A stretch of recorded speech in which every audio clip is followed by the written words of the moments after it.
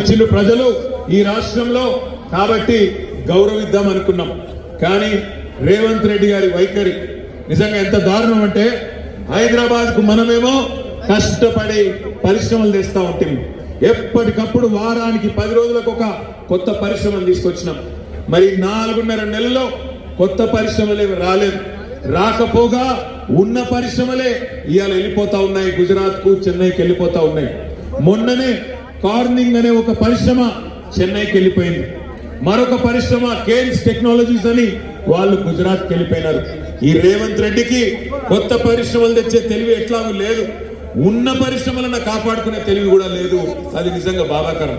ఈ మాట కుత్బుల్లాపూర్ లో ఎందుకు చెప్తున్నానంటే ఇక్కడ ఉండేది ఎక్కువ వరకు కార్మికులు, ఇక్కడ ఉండేది స్థానికంగా ఉండే పరిశ్రమల్లో పనిచేసే మా ఆడబిడ్డలు, మా అన్నదమ్ములు మీరే ఉంటారు. కరెంటు బాగుంటేనే పరిశ్రమలు నడుస్తాయి, పరిశ్రమలు నడుస్తేనే కార్మికులకు ఉపాధి దొరుకుతుంది. కానీ అలా రేవంత్ రెడ్డి ప్రభుత్వం వచ్చిన తర్వాత కరెంటు ఎట్లా ఉన్నది? హైదరాబాద్ లో కరెంటు కోతలు చాలు అయినాయా? మరి అట్లే నీళ్ల ట్యాంకర్లు మళ్ళా కనబడుతున్నాయా? హైదరాబాద్ లో నీళ్ల ట్యాంకర్లు, మళ్ళీ ఇన్వర్టర్లు, మళ్ళీ జనరేటర్లు. ఒక్క మాట మాత్రం ఒప్పుకోవాలి, రేవంత్ రెడ్డిది చెప్పి మరీ మోసం చేసిండు. ఆయన చెప్పక మోసం చేయలే, చాలా నిజాయితీగా చెప్పిండు. ఎలక్షన్లకు ముంగట్నే ఏం చెప్పిండు? ప్రజలు మోసం చేసిన వాళ్ళనే నమ్ముతారు, మోసగాళ్ళనే కోరుకుంటారు, ప్రజలు మోసపు మాటలనే వినాలని కోరుకుంటారు, అందుకే మేము మోసం చేస్తామని చెప్పిండు. నేను మీ అందరినీ దయచేసి కోరేది ఒకటే, छोटाबाई ఏమో ఇట్లా మోసం చేసిండు. ఇక బడాబాయి సంగతి నాకంటే బాగా మీకే తెలుసు. 2014 में एक बहुत बड़े शख्स गुजरात से निकल के बाहर आए थे. వచ్చిండు బయటికి బడాబాయి. ఏమన్నాడు? भाइयों बहनों मित्रों जन धन खाता खोलो मैं धन धन 15 लाख डाल देता हूं అన్నాడా? 10 ఏళ్ళ 120 నెలల కనీసం 120 రూపాయలు కూడా ఇవ్వలే నరేంద్ర మోడీ. ఈయననేమో 150 రోజులలో ఈయన కనీసం 2000 రూపాయలు ఇవ్వలే. అటు బడాబాయి అట్లే ఉన్నాడు, చోటాబాయి కూడా అట్లే ఉన్నాడు. ఒక్క మాట దయచేసి ఆలోచించండి. ఇవాళ బీజేపీ వాళ్ళు ఓటు అడుగుతున్నారట మల్కాజ్గిరిలో. బీజేపీకి మద్దతుగా ఇవాళ ఇక్కడ కాంగ్రెస్ పార్టీ చీకటి దోస్తీలో భాగంగా ఒక డమ్మీ అభ్యర్థిని తీసుకొచ్చి మల్కాజ్గిరిలో నిలబెట్టారు. ఢిల్లీలోనేమో కుస్తీ చేసినట్టు యాక్టింగ్ చేస్తారు, మల్కాజ్గిరిలో మాత్రం దోస్తీ చేస్తున్నారు కాంగ్రెస్ వాళ్ళు, బీజేపీ వాళ్ళు. ఆలోచించండి, ఇద్దరు కూడా పొలిటికల్ టూరిస్టులే. కాంగ్రెస్ వాడు, బీజేపీ వాళ్ళు, మల్కాజ్గిరి అభ్యర్థులు ఇద్దరు పొలిటికల్ టూరిస్టులే. ఒక ఆమెనేమో తాండూరుకి వెళ్ళి వచ్చింది, ఇంకొక ఆయనేమో హుజురాబాద్కి వెళ్ళి వచ్చిండు. రేపు ఓడిపోయినాక ఇద్దరు మళ్ళా హుజురాబాద్ కు తాండూరుకి వెళ్ళిపోతారు. కానీ లక్ష్మారెడ్డి గారు ఇదే మల్కాజ్గిరి పార్లమెంటు బిడ్డ, ఇక్కడనే పుట్టిండు, ఇక్కడనే పెరిగిండు, ఇక్కడనే 25 ఏళ్ల నుంచి రాజకీయ జీవితంలో ఉన్నాడు, మీ అందరి సేవలో ఉన్నాడు. నేను మనస్ఫూర్తిగా మిమ్మల్ని కోరేది ఒకటే, మీలో హైదరాబాద్ లో ముఖ్యంగా ఇలా చాలా బాధ ఉంది. ఎందుకంటే మొత్తం సీట్లన్నీ మేము కేసీఆర్కే ఇచ్చినాం, మళ్ళా కేసీఆర్ ముఖ్యమంత్రి కావాలని కోరుకున్నాం. కానీ జిల్లాలో ఉన్న వాళ్ళు వేరే రకంగా ఆలోచన చేసిండ్రు. అవునా? ఎమ్మెల్యే సాబ్ మంచిగా పనిచేస్తుండా? ఎమ్మెల్సీ గారు మంచిగా పనిచేస్తుండ్రా? మరి ఎంపీ గారు చేస్తే ఆయన కూడా జోర్దార్ పనిచేస్తాడు కదా. ఇద్దరు మంచిగా జోర్దార్ జోడెద్దులు ఉన్నారు మీకు. మూడో శక్తి కూడా యాడ్ అయితే గులాబీ జెండాకు కుత్బుల్లాపూర్ లో ఏ సమస్య లేకుండా చేసుకోవచ్చు. దయచేసి సోదరులు గౌరవనీయులు రాగిడి లక్ష్మారెడ్డి గారికి, అదేవిధంగా మొన్ననే మీరు అఖండమైన మెజారిటీతో గెలిపించిన మీ ఎమ్మెల్యే సోదరుడు కేపీ వివేకానంద్ గారికి, మా తమ్ముడు మేడ్చల్ బీఆర్ఎస్ పార్టీ అధ్యక్షుడు ఎమ్మెల్సీ షంబీపూర్ రాజు గారికి, వేదిక పైన ఉన్న గౌరవనీయులైన కార్పొరేటర్లందరికీ, వేదిక ముందున్న మా ఆడబిడ్డలకు, అన్నదమ్ములకు పేరు పేరున అందరికీ మరి హృదయపూర్వకంగా శిరస్సు వంచి నమస్కారం తెలియజేసుకుంటా ఉన్నా.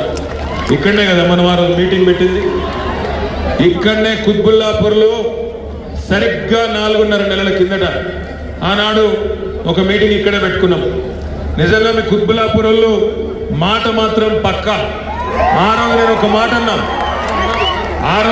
మాట అన్నా, మా తమ్ముడు వివేక్ ని రాష్ట్రంలో హైయెస్ట్ మెజారిటీతో గెలిపించాలని కోరినా.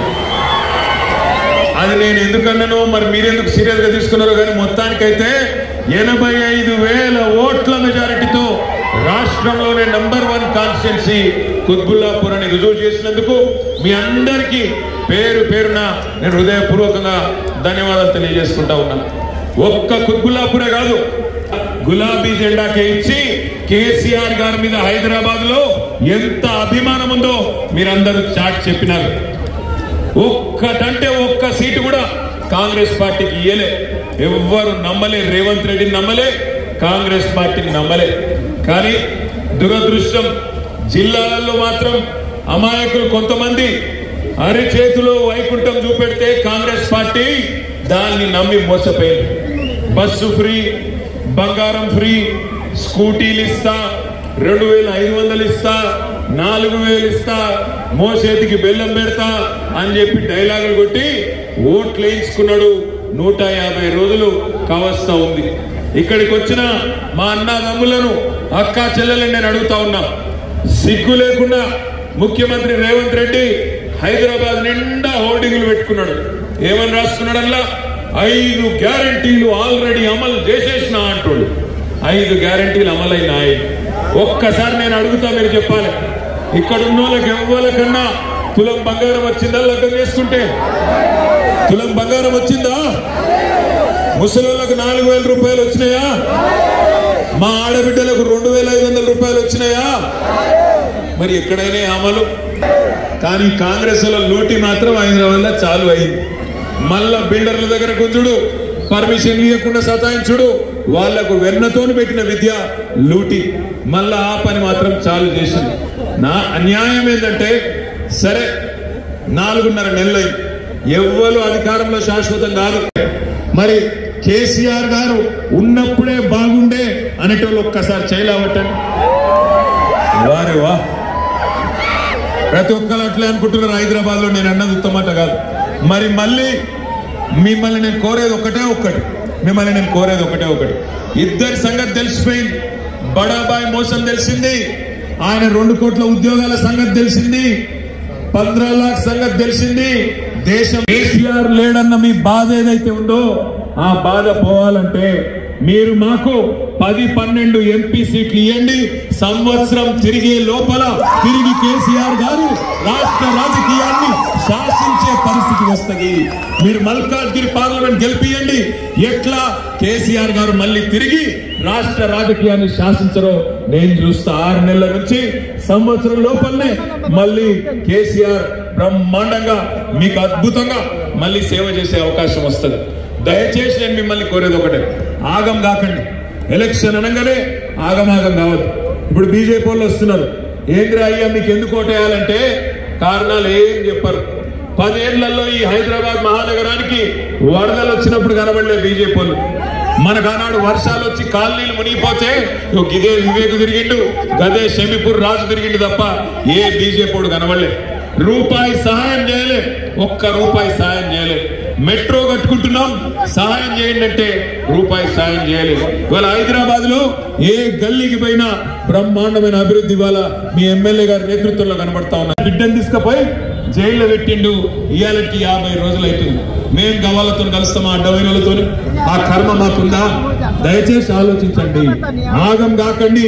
ఎవడో అవులగాడు ఏదో చెప్పగానే కాంగ్రెస్ తోడు రేవంత్ రెడ్డి గాడు ఇంకో దివానా గాడు ఏదో మాట్లాడగానే ఆగం కావద్దు.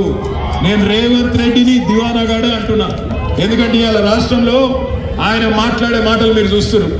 ఏం మాట్లాడుతుండు? నేను లంకె బిందెలు ఉంటాయనుకొని వచ్చినా ఇక్కడ ఖాళీ కుండలు ఉన్నాయట. నాకు తెలియకడుగుతా, గడ్డపారలు పట్టుకొని తట్టపారలు పట్టుకొని నెత్తి మీద తువాల కప్పుకొని అర్ధరాత్రి ఎవరు తిరుగుతారు లంకె బిందెల కోసం? ఎవరు తిరుగుతారు? వినబడతలేదు. నేనైతే అనలేదు, మీరే అన్నారు. రేవంత్ రెడ్డిని లంగా దొంగ లుచ్చగాడని మీరే అన్నారు, నేను అనలేదు. అచ్చా మీరు అనలేదు లుచ్చగాడని నేను అన్నా. నేను అనేది ఏంటంటే గిసోటి లత్కోరగాళ్ళు ఇలా మన రాష్ట్రానికి ముఖ్యమంత్రులుగా పనిచేస్తా ఉన్నారు. రాష్ట్రంలో పరిపాలన అనేది పిచ్చోని చేత రాయైపోయింది. అందుకే మిమ్మల్ని అందరినీ మనస్ఫూర్తిగా కోరుతా ఉన్నాం.